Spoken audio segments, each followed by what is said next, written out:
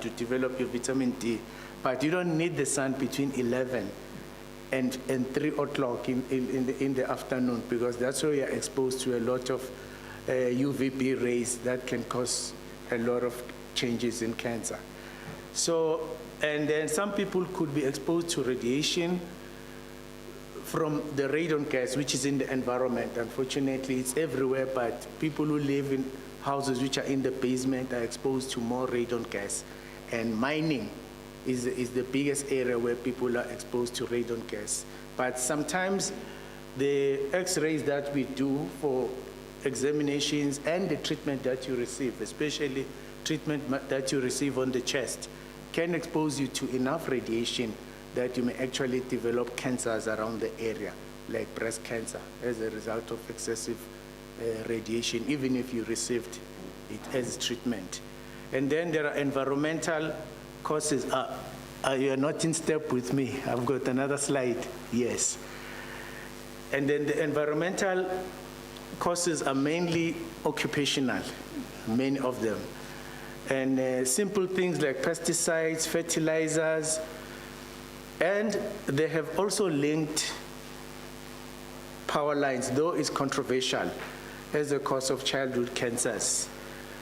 And we know that liver cancer is caused by aflatoxins, which can also be found in agricultural products, the contamination of certain products, especially peanuts, and even if they are fed to animals, those contaminants, they can also spread to humans. And then hormones. And hormones are very important, especially when it comes to issues of breast cancer as well as prostate cancer. Maybe I will mention them later on, because it's been established that a combination of estrogen and progesterone and then puts a lot of women at risk of developing breast cancer, especially if they have a certain gene. You know, I'll mention that gene a lot of times. We call it the breast cancer gene, the BRCA1 and 2. And it's also found in males as well. You know, males are most likely to develop prostate cancer when they have that gene. And they are also linked. If we have a relative with that gene and you are a male, you may develop prostate cancer as well. And if you've got relatives, more than one relative, especially first-degree relative, who have breast cancer, as a male, you are likely to develop prostate cancer because the genes are linked. And then males can also develop breast cancer as well. We are also likely to develop that. And then there are certain genetic disorders as well in colon cancer. Colon cancer is linked to a few genetic disorders, but I must put it across that component of genetic disposition in colon cancer only forms 10%. You see, 70% of colon cancers are linked to diets. So, and I'm going to probably mention as I go further down. And if all of us could eliminate red meat,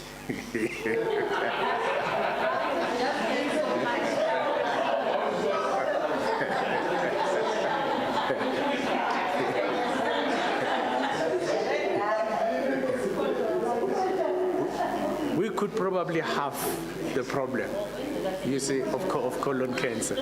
Yeah, it's a good thing we spoke about this after lunch. So, and immunosuppression as well is one of the risk factors for cancer. And we all know that people with HIV develop Kaposi sarcoma. I mean, among the medical fraternity, they'll know about that particular skin cancer. Yeah, that develops in people with HIV. We don't see it, we hardly see it because of the treatment that we provide at the moment. And it's also linked with other cancers, non-Hodgkin's cancer, And cervical cancer, you see, is linked to immunosuppression. Actually, people with cervical cancer and have HIV at the same time tend to get the cancer much earlier, 10 to 15 years earlier, than the people without immunosuppression. And the screening, that's why the screening with people with immunosuppression is supposed to be much more frequent instead of every 3 years. It's recommended that they are screened every year. And tobacco, we all know about cigarette smoking. There's one cancer that we mentioned in the beginning, lung cancer.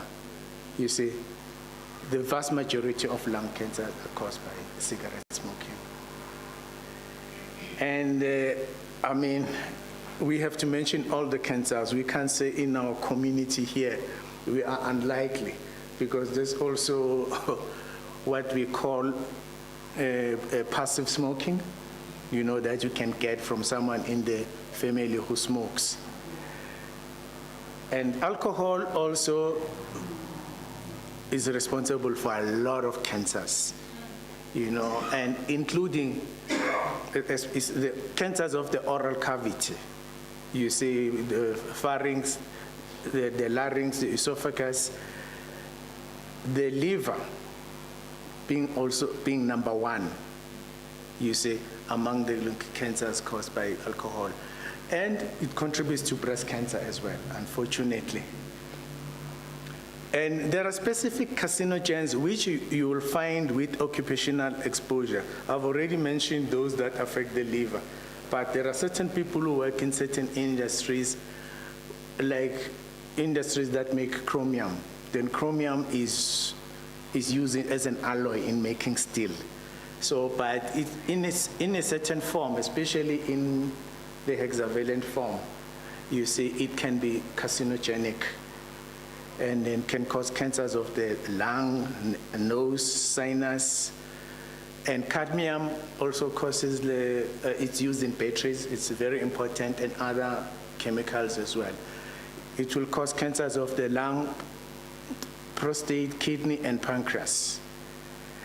And arsenic, which is widely used and is widely available in the environment, will cause skin, bladder, lungs as well. Then we have asbestos. I know that asbestos mining has been stopped everywhere in the country. The last asbestos mine, I think, was closed in about 1990s in Mpumalanga, if I'm not mistaken. But asbestos is still in the environment in certain areas, like the Northern Cape, which needs a lot of rehabilitation. And it's a slow-growing cancer. The cancer that is usually, that you usually get through environmental exposure, is a mesothelioma, which is the cancer of the lining of the lungs. And that develops very slowly. And then it can take years. You see, there are children who are exposed to their parents bringing work home. You see, they are still developing mesothelioma up to now.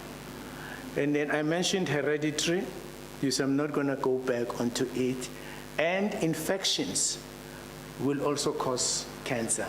And then we spoke a lot about HPV, and it's linked with cervical cancer and other cancers in that region, and the mouth as well, and the esophagus. Then there's other infections like H. pylori, which causes a cancer of the stomach, and hepatitis B and C, which causes cancer of the liver, and the Epstein-Barr virus, which will cause the lymphomas, nasopharyngeal cancers as well. Fortunately, our government has implemented a vaccine program for hepatitis B as early as 1994, and was lauded by many countries as groundbreaking. And we may see a substantial decrease in cancers of the liver due to hepatitis B. And we may also see it will take a while because the HPV was only started in 2012. It's going to probably take another 20 to 30 years for us to see the effect of the vaccine. Then I mentioned last, but it's not the least, I mentioned aging. Aging is an independent risk factor for cancer, unfortunately. And many of us are at an age where we're going to start experiencing these problems. It's for all cancer. You see, the average median age at which cancer is diagnosed is about 66 years, you see, of age. And men who are over 65 are 7 times more than women, you see, who at the same age who are 4 times more likely to develop cancer at that age. So I did mention that the genetic, even if many cancers are genetic in origin, there's nothing you can do about it except to detect them early. You know, it's only about 10%. 90% of the cancers are entirely preventable. You see, a lot of them, 90% will be tobacco, diet, and lifestyle, you see.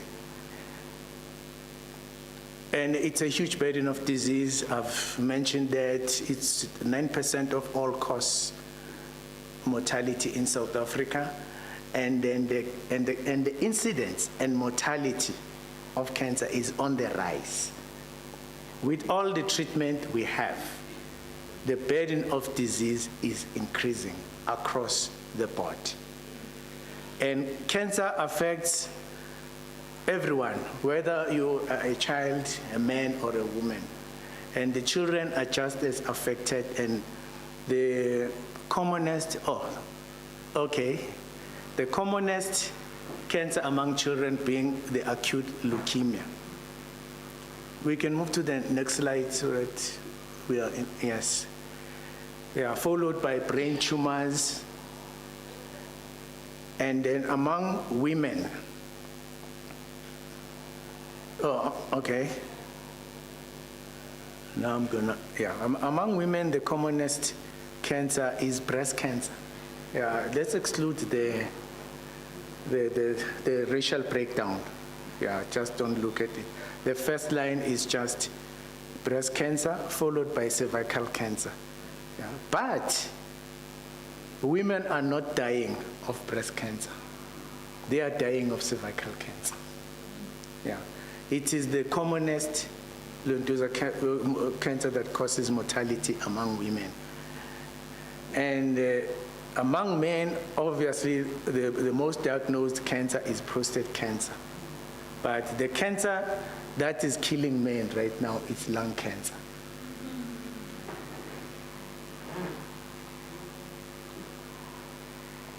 And this slide will demonstrate that the cancer is on the slide number 9. Cancer is on the, it's too small. I tried to squash everything together. The incidence is rising unstoppably. If you look at the slides until 2040, it's almost going to double by 2040, the incidence of cancer. And even the mortality is also on the rise.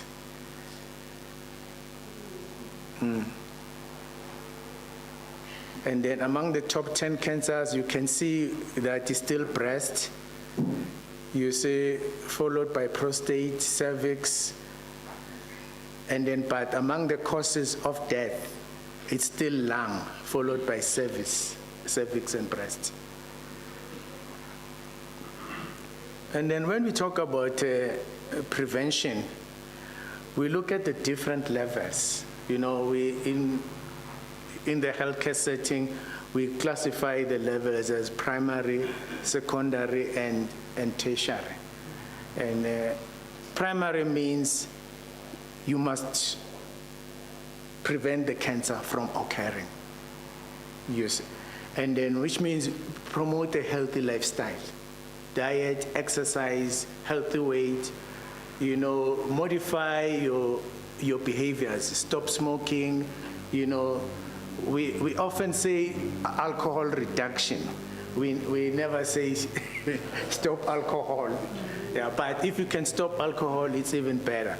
And then exposure to unnecessary sunlight. And then and vaccines are also part of primary prevention because the disease has not occurred. And then you give vaccines that are available, hepatitis B and HPV. But now there is a new trend of giving what is called chemoprophylaxis, because some women and men have got a high risk and they've got a proven hereditary and genetic determination that they are at risk of developing that cancer. Women are given some chemoprophylaxis like tamoxifen, you will know that. And then men are also given a finasteride. You see, those are just methods of prevention. They don't actually stop the cancer, but they can delay it and they can prevent it, from occurring in most of the women. And that is given, but it's not routinely offered in this country as yet. And then because there is also an option of surgery in some women, we can do a prophylactic mastectomy.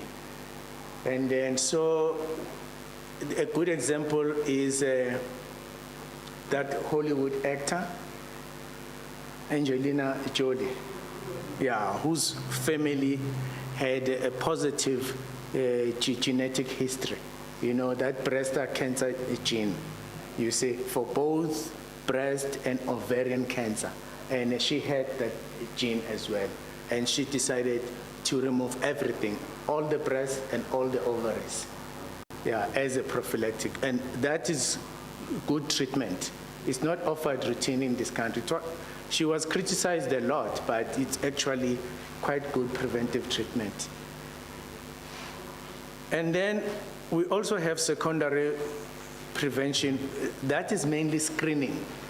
That is present yourself before you have the disease.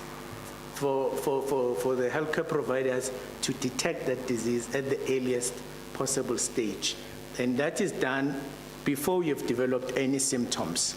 And the advantage is that treatment is likely to be 100%, to be 100% cure. But we don't screen everybody. It's not advisable. So you must have your target population which is at risk that you'll decide to screen. Just like with cervical cancer, we start screening at 21, because that's where we feel the risk begins. And there is a time when the risk ends. If a woman has been screening and with negative, thank you. Let's say for pap smear with negative pap smears, and she's no longer even sexually active, she can probably stop screening at 60. You see, it's unlikely that she may develop. If in the past 10 years she has not been. Okay. Then tertiary prevention is when the disease has occurred. Because we don't leave you and say, now you have the disease. No.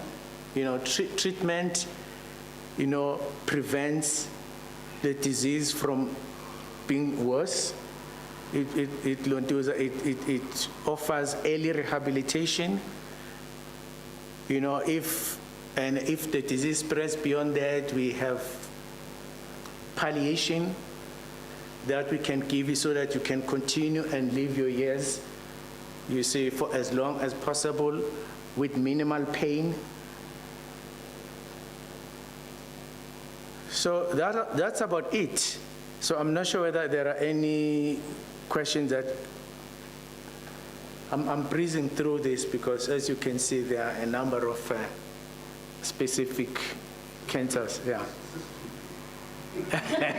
Yeah? Two.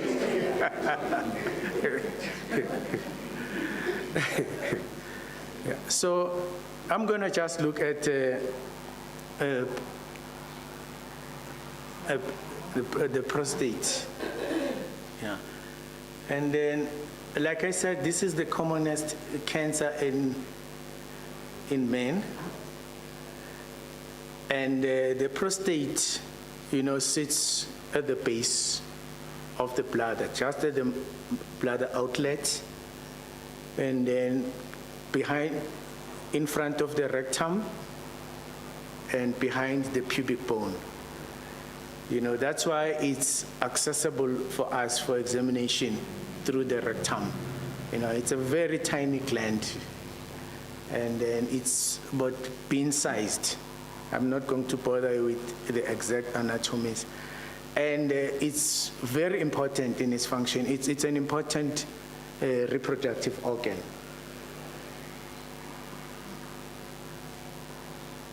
And this is the second most frequently diagnosed cancer in men in the whole world. And it's the 5th leading cause of death from cancer. And in South Africa, it's the most frequently diagnosed cancer and accounts for 13% of all the cancers in male. And then black men carry the heavier burden of prostate cancer because they have more hereditary genes, and they are also disproportionately affected. Maybe they don't screen as frequently as the white, Indian, and colored counterparts. And the most some of the things are for me because they're not really relevant, the type of cancer, you say, but if you look at the type of cancer, if they tell you what type of cancer you have, if they say you have adenocarcinoma, you'll probably be having the most common cancer because it affects 90 to 95% of the people. And then the risk factors for prostate cancer. And then I've put, we can move to the next slide. Yes. And then I've classified the risk as non-modifiable risks, you see, and modifiable risks. And then among the non-modifiable risks is age. You see, the risk of prostate cancer increases with age. It's one cancer that is clearly the cancer of aging in men. And ethnicity, I've mentioned that as well, that the African men are much more at risk. And there are genetic factors which I've mentioned, you see, which are linked to certain cancer genes. And then the family history as well. If you've got especially first-degree members of your family with prostate cancer, then you should be worried, you see, and have yourself screened. And then all cancers are affected by environmental factors. I've already mentioned smoking, UV exposure, obesity, and physical inactivity, as well as recurrent infections, have been found to contribute to the risk of prostate cancer. And then the diet as well. And then there are other environmental factors, especially agricultural products. Some pesticides and herbicides have been found to affect prostate cancer. Mining, especially for chromium and cadmium. But this is a small percentage, and it does not affect men in general. It's only men who are at risk of these factors when they're exposed to their work. And then, you know, they get compensated. Yeah. But compensation is not enough, you know, when you lose a life. And then, what are the symptoms of prostate cancer? Well, the vast majority, they are asymptomatic. Yeah. They are only lentuza detected on screening. But with early disease, there can be some few symptoms, but these symptoms are not particularly restricted to prostate cancer. An enlarged prostate and an infected prostate can also give you the same symptoms. You can have like an infection, a burning urine, frequency of urine like that, and you can have blood in the urine or blood in the semen. And you can have a blocked urine, or you can have problems with your erectile function, as a result of a prostate cancer. And the advanced disease, you will get the diseases that are related to cancer, wasting, bone pain, swelling of the glands, deep vein thrombosis, and a lot of glands all over the body, and neuropathy, which is pins and needles and pains, on the peripheral extremities, especially the legs. And the bladder may be obstructed. And then how do we screen for prostate cancer? Well, fortunately, I think from 1990 onwards, if I'm not mistaken, because this is fairly early, the prostate-specific antigen has been revolutionary in us in being able to detect, early signs of prostate cancer. And the risk increases with higher levels. Yeah, but there is no specific level that we can tell you that if your PSA is at this level, then you have cancer. No, there is no level at all that has been established at the moment.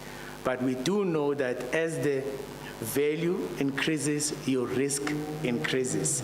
As I've indicated there, from about 25%, you say from 4 to 10 nanograms, your risk increases by 20%, and above 10 nanograms, your risk increases by 50%. And then there is digital rectal examination, just like I mentioned, that it's easy to access the prostate from the rectum because it's situated just in front of the rectum. And then that's the examination that is useful. Yeah, but everything has got its own caveat because we call it the PR. Yeah, it's digital rectal examination, but quite often the term that we use is PR. If you use a rectal examination, it depends on your skill. It depends on how frequent you do it. And it also depends whether you are doing it for the first time on that patient or you do it regularly so that you can easily pick up the changes. So, and some articles have shown that a digital rectal examination didn't perform as better as the PSA. And even if it was used together as a PSA, it didn't contribute much, to the diagnosis. So we still have a challenge in as far as the digital rectal examination is concerned because it's completely examiner dependent.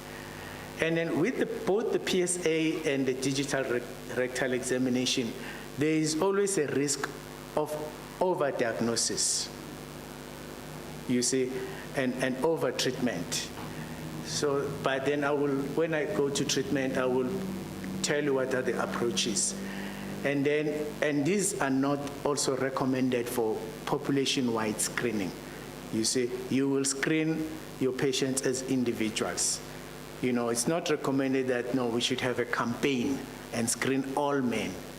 Yeah. So then we run the risk of overdiagnosis because a lot of the prostate cancers are fortunately asymptomatic, especially those that are found in much older men. The age of screening, if it's a black man, who's got a strong family history, you see, of either prostate or breast cancer, then the screening should start at 40 or even earlier when the person demands. You know, because we have diagnosed prostate cancer earlier than 40. We have diagnosed breast cancer on 17-year-olds. So one has to be generous about screening, especially when the patient demands, when the patient is worried. So you will screen. You will not stop anybody and say, no, you are too young. You say, yeah, if the person feels concerned, address those concerns and examine the patient. And then, but all black men from age of 40, they must be screened, yeah, for prostate cancer. And then, and all patients with clinical symptoms or suspicion, like I said, they must be screened for prostate cancer. You could be 35 years, you say, and then if you've got symptoms that are suspicious, you know, a PSA, digital rectal examination, and probably a referral to a urologist for biopsies may not be a bad thing. And then in making the diagnosis, we also use other modalities. In prostate cancer, we use the MRI and the ultrasound. And it also assists in doing a biopsy. Biopsy is taking a little bit of tissues from the suspicious areas of the prostate. The more tissues you take, the better. It's recommended that you take up to 12 samples and send them to the lab. And then that increases your diagnostic yield. And this is the approach. I'm not going to go into treatment that much because it's not necessary. And we're going to be covering the other cancers. With localized disease, as I said, that sometimes the disease does not progress further than the diagnostic stage or further from where it has been localized. And then you can decide to defer treatment, but you watch the patient, you see, at the same time. Or you can decide that you want to remove the tumor, which you can do through a prostatectomy. And then these are the approaches that you use. Or you give radiotherapy, which may be an external beam, or a brachytherapy, where you put just pellets into the prostate. It works just the same. And then other modalities that are being used is cryotherapy and high-intensity focused ultrasound. But these are still experimental.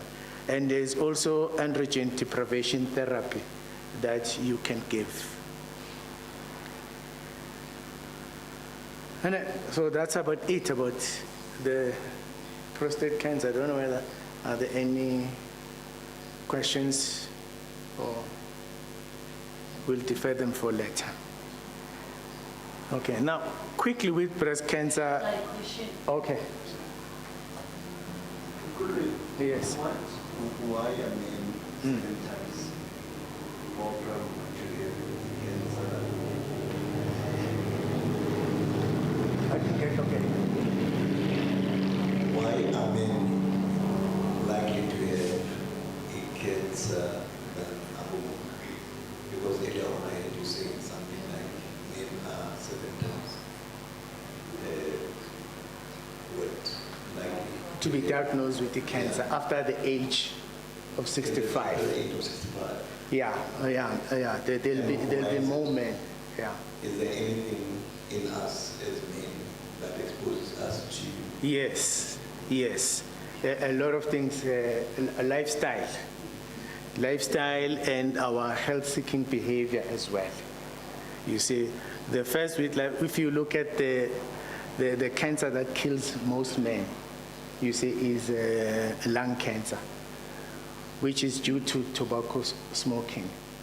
And then 3 times, if I'm not mistaken about my figure, I've got the figures here, 3 times more men smoke than women. Yeah, and generally, men also tended to be diagnosed much later for any other disease.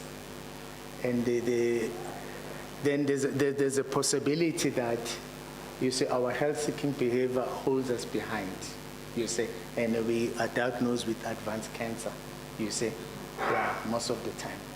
Yeah. But generally, it's the lifestyle that puts us at risk. Yes. I'm asking on behalf of a friend Yes. to send a message. Yes. Is it true that as a polygamist, I have a lesser chance of having prostate cancer because I have many wives? Thank you.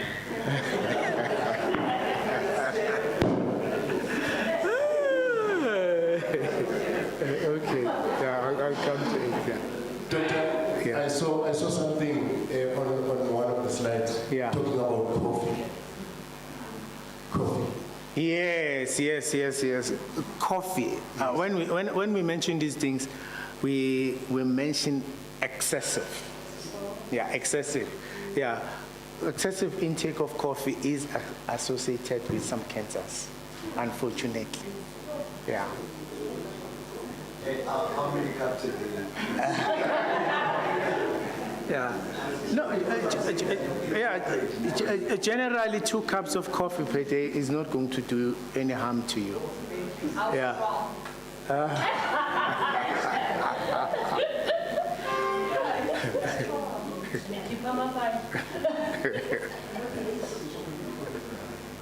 Yeah.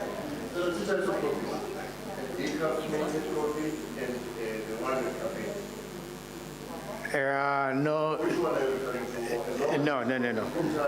Yeah, no. We even the decaf still has some caffeine. If you take an excessive amount of that, then you may actually nullify the effect that it's got less. Yeah. And Yes.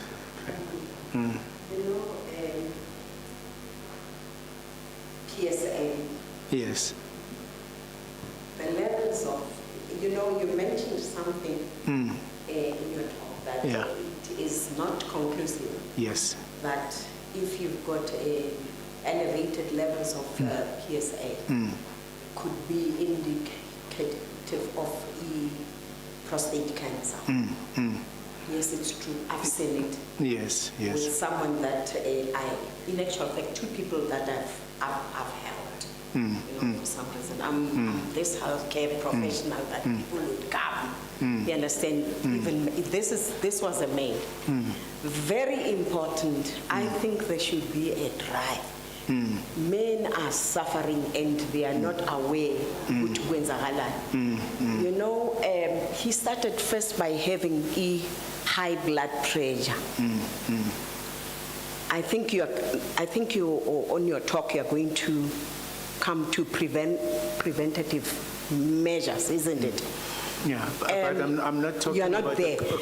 other chronic illnesses. Yes, I'm just talking about cancer. Yes, cancer. About cancer. Yeah. I think it could lead to that prostatitis, for instance.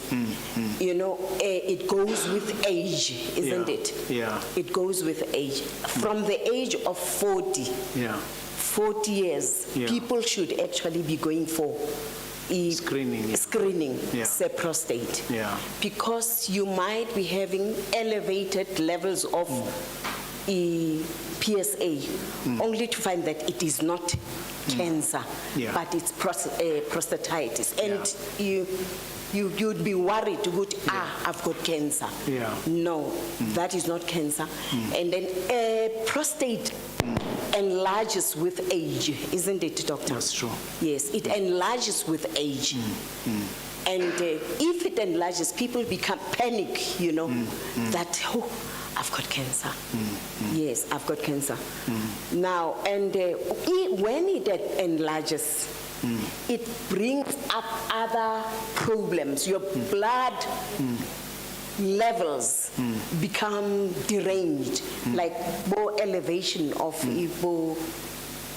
elevated urea and creatinine, isn't it? Yes. And elevation of urea and creatinine is some blood blood, whatever. And then this letter in elevation of abo blood pressure. Suddenly, muthu na le blood pressure. Ha tsibi hore ho baneng, wa e bona ntho eo. And when the prostate enlarges, it compresses onto the bladder. It compresses the bladder. And then the next thing, a person has got what? It difficult in mixture. Umchamo. Uyayibona loo nto? Yeah. Uchama kabuhlungu, uqala uyahlanza, uqala uyagula. Uyayibona nto eo? Yes, lack of appetite, and then umuntu uyancipha. Uyayibona? Now there was that elevation of EPSA. Once eqala ukuncipha because of ukungadli, not that it is cancer. And then the next thing, uyayibona loo nto? Yeah, very important. The prevention. It is just unfortunate. Me and Oba and Ubud. We've tried to get abantu NHLS to come here. It's important to take bloods at some stage. Just go to the doctor and do some screening. Just with blood. With blood, with ilokuzana, ukuthatha igazi nje kuphela. A lot of things can be detected early and usinde and be preventive. Okay. No, thanks for the comment.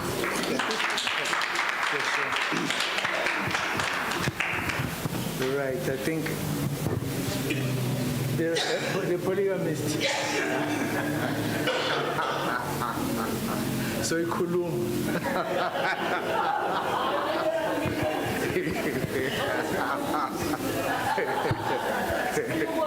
And I know that friend.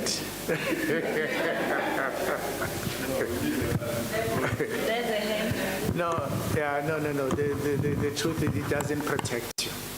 Yeah, having multiple partners doesn't protect you against prostate cancer. Okay.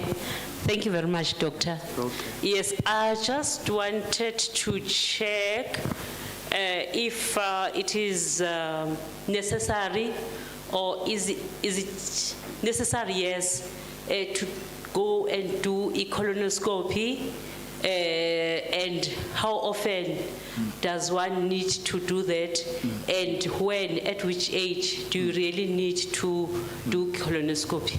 Yeah. Thank you. Yeah. That's a very, you want to answer it? Very important. Yeah. To do a colonoscopy. It is just unfortunate that our healthcare system, we need to stand up, Bagit. We need to stand up. We need to rise up. NHI is here. We just want to see if really that is going to work. We are supposed to have annual, just like as we are doing pap smear and locuzane prostate, same as colonoscopy. It has in other countries. It's done. It's mandatory in actual fact. It is done annually. It is done annually. Hence, the incidence of colon cancer is low. Yeah. Okay. I don't know. Doctor uzoqhubeka ngale aphendule. We don't have to wait for the section on colon cancer. I'll just address this one right now. Screening for colon cancer does include a colonoscopy.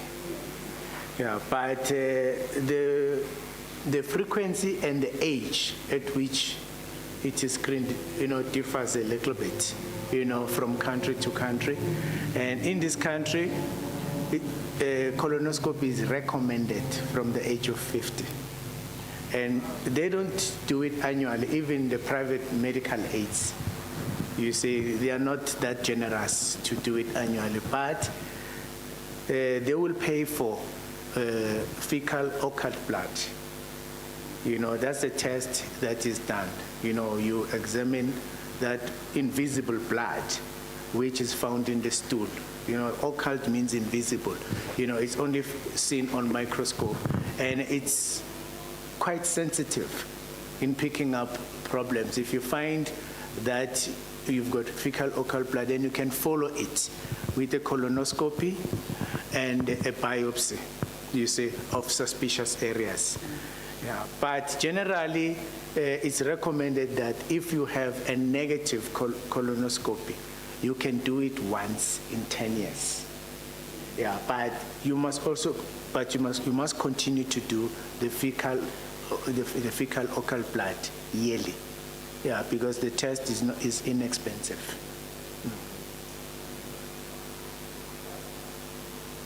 Right.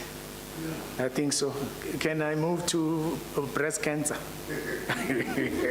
Or maybe you're no longer interested. Okay, sure. Your feces become yellowish if you've got colon cancer. Sometimes they are yellow because you eat correct. So what's the difference?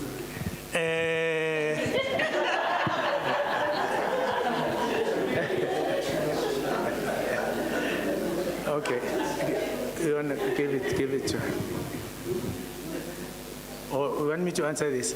Okay, yellow is not that a characteristic color, Yeah, because if you've got colon cancer, you're most likely to have blood, in your stools, and then the color would change, reflecting blood. If the blood is coming higher up, it will probably come out darker, or it may even be fresher if the cancer is lower down. Yes, but it's an inflammatory process. There could be some mucus coming out, some a little bit of fluid and some diarrhea because there's a disturbance. If there's a tumor, you may have constipation alternating with diarrhea, something like that. So the stool changes, because one of the reasons why we examine for a possibility of colon cancer is when there's a change in bowel habit. Yeah, it's an indication for a colonoscopy. Yeah. So, and then with advanced lentuza cancer, when it's on the liver and we have other conditions like jaundice, things may change a little bit more, but we're talking relatively early stages. Yeah. Okay. Doctor, her answer on stools that are yellow. Yeah. I don't know, has anyone come across a person that over yellow, eyes becoming yellow? It's just jaundice. Jaundice. Yeah. Yeah, it's jaundice, eh? Yeah. Well, it's jaundice. Okay.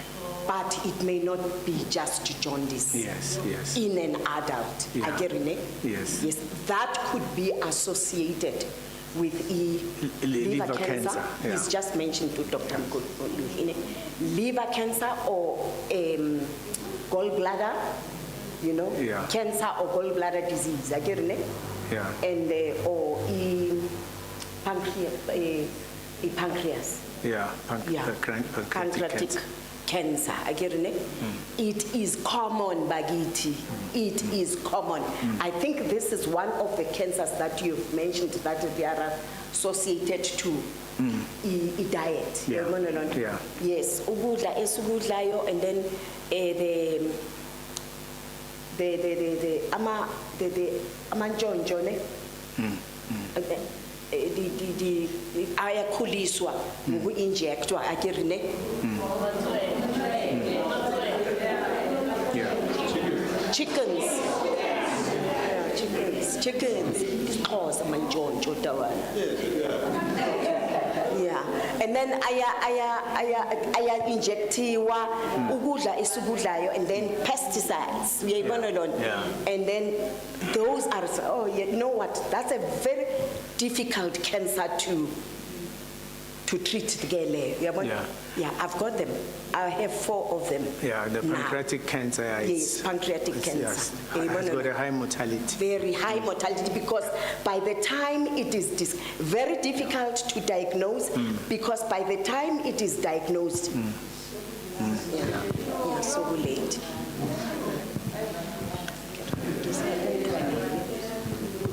Okay.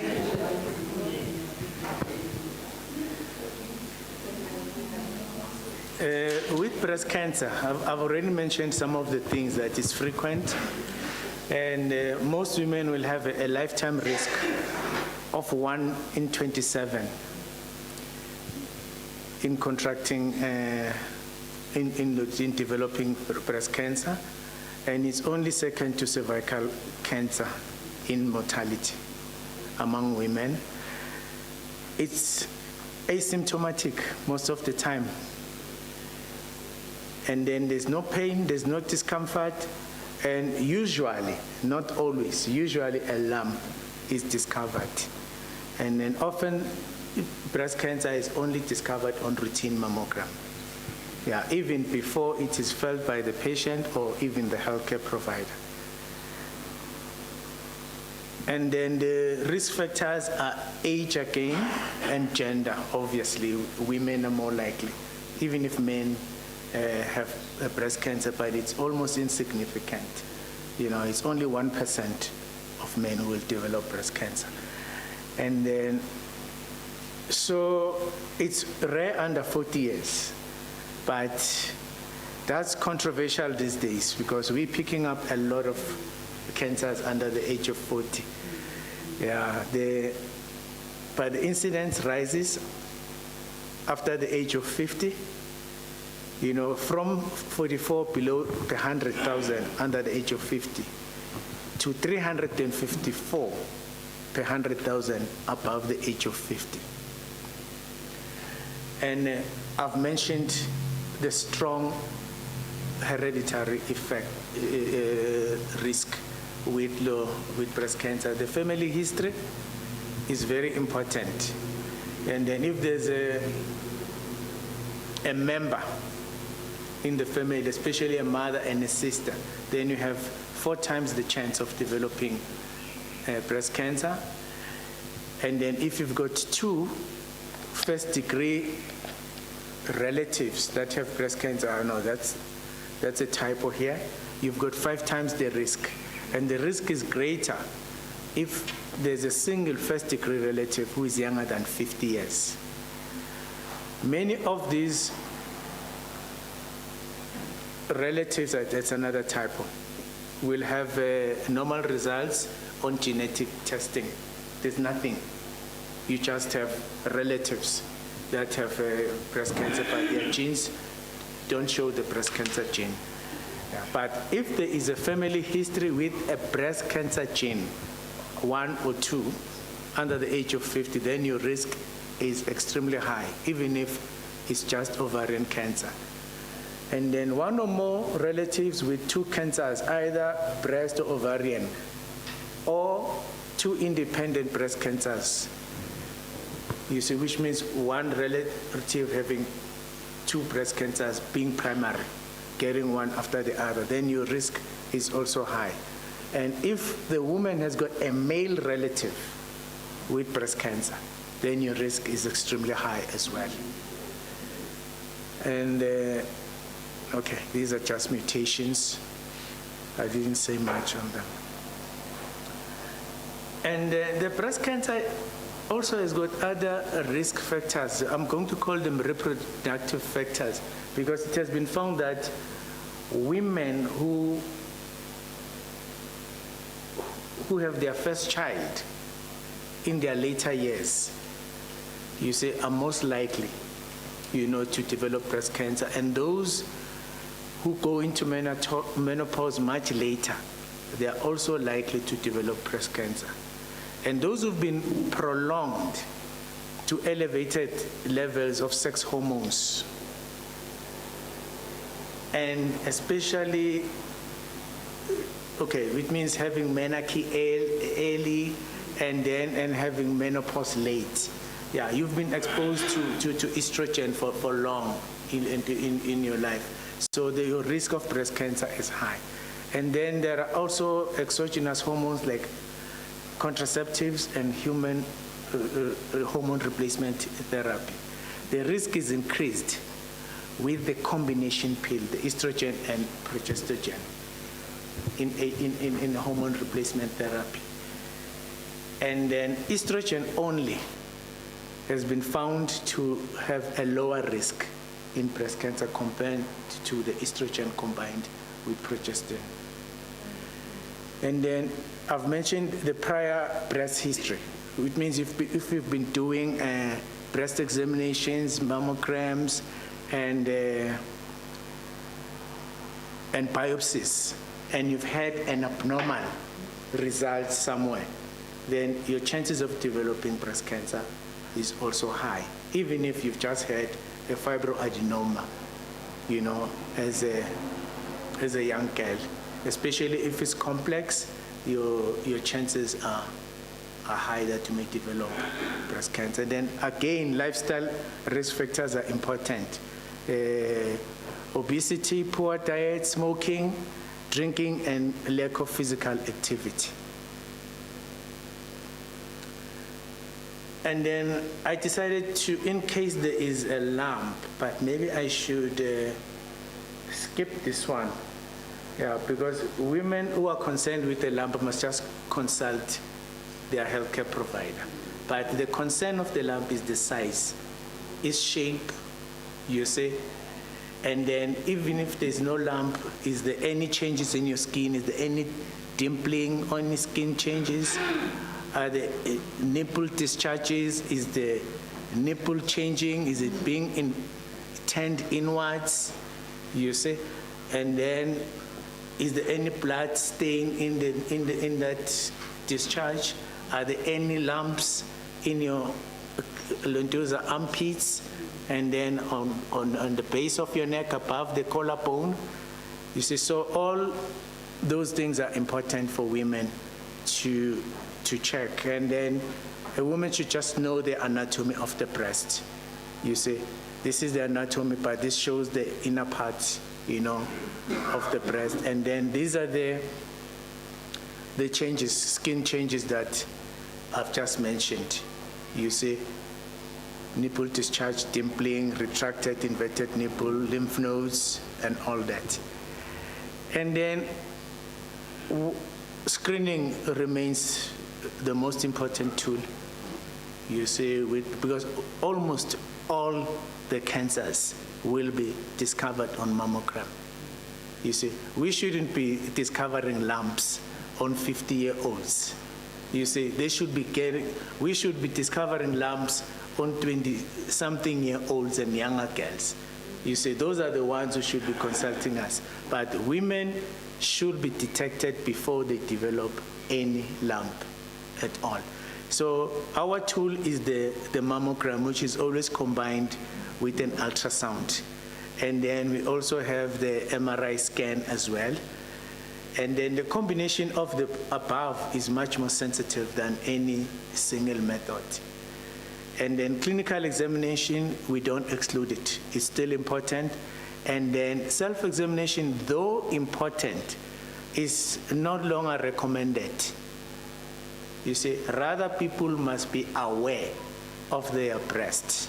You see, daily, if you wash, you stand in front of the mirror, you must know how it looks. You must know how the nipple is shaped. You must know if one is now sagging below the other.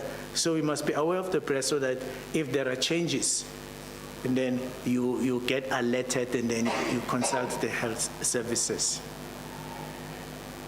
And then, like all screening methods, you need to go for a group. You can't screen everyone. So our target is all women that we know are at risk. If you've got a family history of breast cancer, you must be screened. And then as you grow older, your risk also increases. So your screening must be much more frequent. And then women must be screened even under the age of 40. You see, if you have been diagnosed with breast cancer before. And the recommended age of screening, well, you can do self-examination and breast awareness at all ages. Yeah, there's no restriction. And then healthcare provider examination for all concerns, all ages. And then mammogram, it must be done annually from the age of 50. And then, but it is recommended that from 55, if it's been normal, you can start reducing the frequency and do it once in 2 years. Yeah, but if you are concerned, you are not denied, you say that you do it yearly. Yeah, you must still do it yearly. And how do we prevent it? Okay, if there's a high family history, I've already mentioned the chemoprophylaxis and the breast removal, if there's a strong family and genetic history. And avoidance of hormonal treatment. Yeah, oral contraceptive, if there is a family history. So stay away from oral contraceptives. You must try another method of prevention. And then stay away from hormone replacement therapy as well, if you've got a strong family history of breast cancer. And then the ordinary lifestyle modification, physical activity, weight control, diet, and no smoking. And I'm just going to go through the treatment, how it is offered. Surgery is still the method of treatment. And then radiation, chemotherapy, hormone therapy, and immunotherapy is being developed now. It's coming. And then, but the immune therapy must be individually tailored, as well as the pharmacotherapy you are given as an individual. And then male breast cancer, just to mention, it's rare, and then but it occurs. And then especially if you've got a family history and you are obese and you've been exposed to excessive estrogen, as in liver disease, and those who are receiving feminizing hormones like transgender women, you say they are at risk of developing breast cancer because of the estrogen exposure. And radiation to the chest, for whatever reason, and can expose you to breast cancer as well as a male. The symptoms are lump, ulceration, dimpling, redness, retraction of the nipple or a nipple discharge. The diagnosis remains that physical examination, mammography, and biopsy as well. Treatment is the same as in women. So that's about it with breast cancer. Any question on breast cancer? Nothing, okay, fine. Let me quickly move to colorectal cancer. Okay, this is the large bowel. You see the end part of our gastrointestinal tract. And that's just the anatomy. I'm not going to elaborate more on it, just to save time. And the causes are many. And there are genetic causes. And then, I'm not sure whether I should mention this, we have familial adenomatous polyposis, which will increase your risk of developing colon cancer by 100% by the time you reach 40. And then, yeah, it's quite bad, that one. And then you have the Lynch syndrome, which carries a lifetime risk of about 40%. There are other genetic factors, but I didn't put them in. I just put those that are more significant. And then there are under environmental exposures, I did mention a diet high in red meat and low in fiber, obesity, smoking, alcohol consumption, and a sedentary lifestyle. And then there are other conditions which can predispose you as well to colorectal cancer. Existing inflammatory bowel diseases like ulcerative colitis and Crohn's disease. And then the symptoms, we shouldn't go to symptoms, if we screen by doing our fecal occult blood, which is an inexpensive test, you see. The symptoms, because you bleed, so you may present with anemia, and a type of iron deficiency anemia. Rectal bleeding could be, those are the main symptoms. There is abdominal pain, a change in bowel habit, intestinal obstruction, or even perforation. And you will have weight loss, feeling tired, and with advanced disease, there could be an abdominal mass and as well as water in the lining of the stomach and an enlarged liver.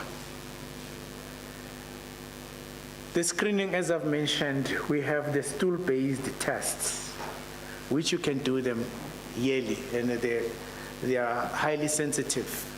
You see, I've mentioned the fecal occult blood, but there's also the fecal immunochemical test.